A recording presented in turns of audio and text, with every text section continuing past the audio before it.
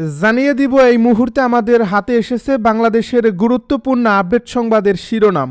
শুরুতেই থাকছে একটা চাঞ্চল্যকর প্রতিবেদন। এবারে ঢাকা দিল্লির সম্পর্কে অস্থিরতা, ভারতীয় কূটনীতিকদের পরিবারকে ফেরত নেওয়ার সিদ্ধান্ত। এবারে থাকছে রাতেই সিলেটে যাচ্ছেন তারেক রহমান, সকালে যোগ দেবেন নির্বাচনী জনসভায়। আরও জানাবো তারেক রহমান নির্বাচনী প্রতিশ্রুতির লঙ্ঘন করেছেন দাবি নাসিরুদ্দিন পাটোয়ারির। এদিকে জিয়াউর রহমানকে হত্যার মাধ্যমে বিএনপিকে ধ্বংসের চেষ্টা করা হয়েছিল দাবি বিএনপি নেতা খন্দকার মোশাররফের। সব শেষে জানিয়ে দিব ত্রয়োদশ জাতীয় নির্বাচনে প্রতিদ্বন্দ্বিতায় প্রায় 2000 প্রার্থী। এতক্ষণ শুনছিলেন হাতে থাকা আপডেট সংবাদের শিরোনাম, এবারে বিস্তারিত। তবে তার আগে অনুরোধ রইল ভিডিওটিতে একটি লাইক এবং কমেন্ট করে জানিয়ে দিন ভিডিও সম্পর্কে আপনার মূল্যবান মতামত। আরও জানিয়ে দিন ভিডিওটি কোথা থেকে দেখছেন বা কোন জেলা থেকে দেখছেন।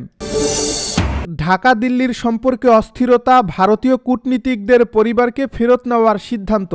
বাংলাদেশ ও ভারতের মধ্যকার বর্তমান কূটনৈতিক সম্পর্ক এক চরম উত্তেজনাকর পরিস্থিতির মধ্য দিয়ে অতিবাহিত হচ্ছে।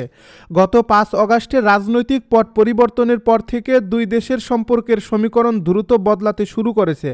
এরই প্রেক্ষিতে নিরাপত্তাজনিত উদ্বেগের কারণে বাংলাদেশে কর্মরত ভারতীয় কূটনীতিক ও কর্মকর্তাদের পরিবারের সদস্যদের সাময়িকভাবে দেশে ফেরত পাঠানোর সিদ্ধান্ত নিয়েছে ভারত সরকার। মঙ্গলবার রাতে ভারতীয় পররাষ্ট্র মন্ত্রণালয়ের একটি সূত্র নিশ্চিত করেছে যে নিরাপত্তার এই সতর্কতামূলক ব্যবস্থা নেওয়া হলেও ঢাকায় হাইকমিশন ও অন্যান্য কনসুলার মিশনগুলোর কার্যক্রম স্বাভাবিক ও কার্যকর থাকবে। সাম্প্রতিক সময়ে আইপিএল সম্প্রচার নিষিদ্ধ করা এবং ক্রিকেটারদের নিরাপত্তা ইস্যুতে বাংলাদেশের তোলা আপত্তির বিষয়গুলো ভারতের নজরে এসেছে। এছাড়া দিল্লিতে অবস্থানরত বাংলাদেশের ক্ষমতাচ্যুত প্রধানমন্ত্রী শেখ হাসিনাকে দেশে ফিরিয়ে আনার আইনি প্রক্রিয়া এবং সেখান থেকে তার দেওয়া বিভিন্ন রাজনৈতিক বক্তব্যকে কেন্দ্র করে দুই দেশের সম্পর্কের টানাপোড়েন এখন তুঙ্গে। একদিকে সংখ্যালঘুদের অধিকার নিয়ে ভারতের উদ্বেগ, অন্যদিকে বাংলাদেশের পক্ষ থেকে সার্বভৌমত্বের প্রশ্ন, সব মিলিয়ে এক অস্থির পরিবেশ বিরাজ করছে, যা প্রায় রাজপথের বিক্ষোভ ও মিশনের সামনে ধস্তাধস্তিতে রূপ নিচ্ছে। এই নিরাপত্তা পরিস্থিতির পরিপ্রেক্ষিতে সতর্কতামূলক ব্যবস্থা হিসেবে মিশন এবং পোস্টগুলিতে কর্মরত কর্মকর্তাদের পরিবারবর্গকে ভারতে ফিরে যাওয়ার পরামর্শ দেওয়া হয়েছে। তবে ভারতের পক্ষ থেকে আশ্বস্ত করা হয়েছে যে এই সিদ্ধান্তের ফলে বাংলাদেশে তাদের কূটনৈতিক কার্যক্রমে কোনো ব্যাঘাত ঘটবে না। অন্যদিকে বাংলাদেশও ভারতীয় মিশনগুলোর সামনে একাধিকবার বিক্ষোভের ঘটনা ঘটেছে, যা পরিস্থিতিকে আরও জটিল করে তুলছে। রাতেই সিলেটে যাচ্ছেন তারেক রহমান, সকালে যোগ দেবেন নির্বাচনী জনসভায়। হযরত শাহজালালের মাজার জিয়ারত ও নির্বাচনী জনসভায় যোগ দিতে 2 দশক পর বুধবার সিলেটে যাচ্ছেন বিএনপির চেয়ারম্যান তারেক রহমান। এদিন রাত 8টা 15 বিমানযোগে সিলেটে পৌঁছানোর পর রাতেই শাহজালালের মাজার জিয়ারত করবেন তিনি। পরবর্তীতে বৃহস্পতিবার সকালে সিলেটের আলিয়া মাদ্রাসার মাঠের জনসভায় অংশ নিয়ে আনুষ্ঠানিকভাবে নির্বাচনী প্রচারণা শুরু করবেন বিএনপি চেয়ারম্যান। বুধবার এক সংবাদ সম্মেলনে বিএনপির নির্বাচন পরিচালনা কমিটির মুখপাত্র ও বিএনপির চেয়ারম্যানের উপদেষ্টা মাহদি আমিন এসব তথ্য নিশ্চিত করেছেন। সংবাদ সম্মেলনে তিনি জানান, বিএনপির চেয়ারম্যান তারেক রহমান নির্বাচনী প্রচারণা সিলেট থেকে শুরু করবেন। আজ রাত 8টা 15 বিমানযোগে তিনি সিলেটে পৌঁছাবেন। এরপর গভীর রাতে হযরত শাহজালালের মাজার জিয়ারত করবেন।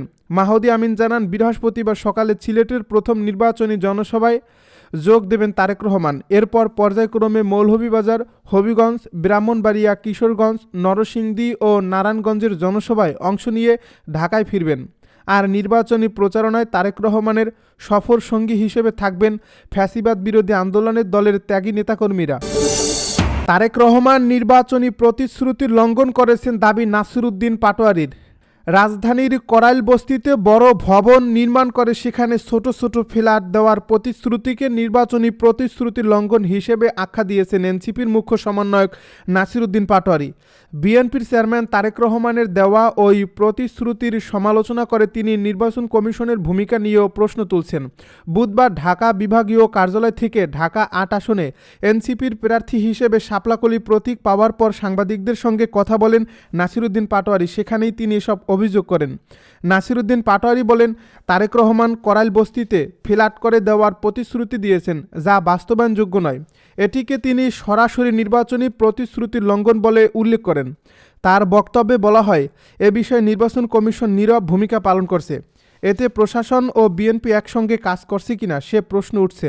তারেক রহমানের ক্ষেত্রে এক ধরনের নীতি আর অন্যদের ক্ষেত্রে ভিন্ন নীতি অনুসরণ করা হচ্ছে বলেও অভিযোগ করেন তিনি। এ সময় বিএনপির ফ্যামিলি কার্ডসহ বিভিন্ন প্রতিশ্রুতিরও সমালোচনা করেন নাসিরউদ্দিন পাটোয়ারি।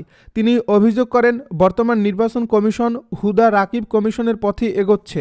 বিএনপির পক্ষে একাধিক গণমাধ্যম কাজ করছে বলেও অভিযোগ তোলেন তিনি। তার ভাষ্য অনুযায়ী গণমাধ্যম দখল করা হয়েছে এবং অনেক গণমাধ্যম বিএনপির পক্ষেই ভূমিকা রাখছে। নিজের প্রার্থিতা প্রসঙ্গে নাসিরউদ্দিন পাটোয়ারি বলেন, দীর্ঘ লড়াইয়ের পর তিনি শাপলাকলি প্রতীক পেয়েছেন। প্রতীক বরাদ্দের ক্ষেত্রে নির্বাচন কমিশন তাদের সঙ্গে বৈষম্য করছে বলেও অভিযোগ করেন তিনি। জিয়াউর রহমানকে হত্যার মাধ্যমে বিএনপিকে ধ্বংসের চেষ্টা করা হয়েছিল দাবি খন্দকার মোশাররফের। বিএনপির স্থায়ী কমিটির সদস্য ও কুমিল্লা 1 আসনে বিএনপি মনোনীত প্রার্থী ডক্টর খন্দকার মোশাররফ হোসেন বলেছেন, শহীদ প্রেসিডেন্ট জিয়াউর রহমানকে পরিকল্পিতভাবে হত্যার মাধ্যমে বিএনপিকে ধ্বংসের চেষ্টা করা হয়েছিল। তারা বাংলাদেশকে হত্যা করতে চেয়েছিল, কিন্তু বেগম জিয়া তাদের চেষ্টাকে ব্যর্থ করে বাংলাদেশে বিএনপিকে সুপ্রতিষ্ঠিত করে গেছেন।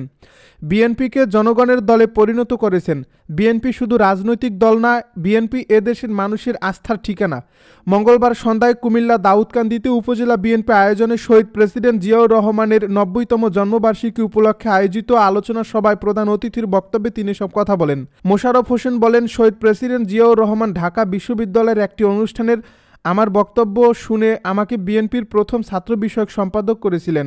এরপর থেকে তিনি আমাকে দলের বিভিন্ন পদে সম্পৃক্ত করে রেখেছিলেন। তিনি আরও বলেন, বিএনপির প্রতিটি নির্বাচনে আমি অংশগ্রহণ করলেও দলের প্রধান হিসেবে জিয়াউর রহমান বা বেগম খালেদা জিয়া কখনো আমার নির্বাচনী সভায় বক্তৃতা দিতে আসেনি।